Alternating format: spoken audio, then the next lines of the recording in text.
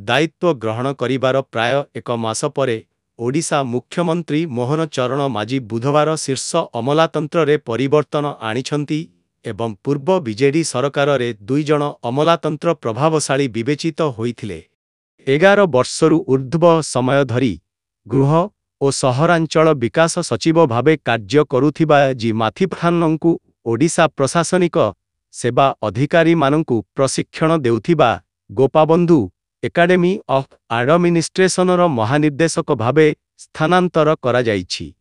मुख्यमंत्री कार्यालय रे स्वतंत्र सचिव भावे कार्य करुथिबा क्रीडा सचिव आर भिनेल कृष्णंकु कमिशनर जमी रेकर्ड एवं बस्ती बासिंदा भावे नियुक्ति दिया जाइछि।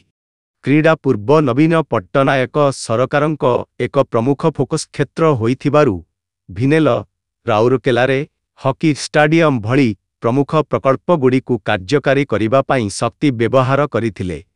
तामिलनाडुरु आसीथिबा उभय माथिफ्रानन एवं आंध्र प्रदेशर मूल बासिंदा भिनेलंकु मध्य पट्टनायकर पूर्वतन व्यक्तिगत सचिव भी के पांडियानंक निकटतर विवेचना करा जाउथिला।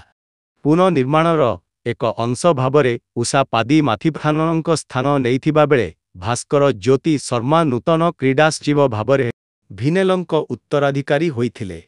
जुलाई 25 रे राज्यसभा रे बीजेपी सरकार एहार प्रथम बजेट टेबुल करिबाकु स्थिर होइथिबा बेले एहा अर्थ सचिव विशाल देवंकु इलेक्ट्रोनिक्स एवं आईटी विभागकु हस्तांतर करिछि।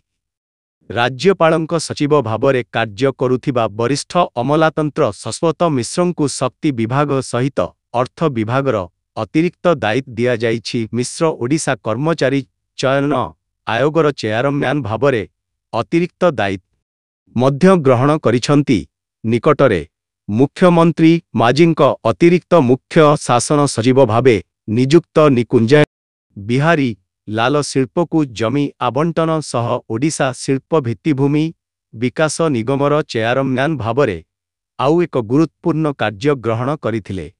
पूर्व सरकार रे शिल्प सचिव हेमंत शर्मा निगमर चेयरमैन भावरे नियुक्त होइथिले।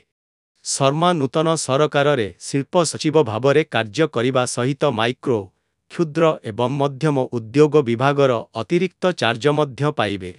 वरिष्ठ अमलातंत्र सुरेंद्र कुमारंकु संसदीय व्यापार विभागर अतिरिक्त दायित्व दिया जाइछि, जहाकी माथिफ्राननंक द्वारा वर्ष वर्ष धरी रही आसीछि।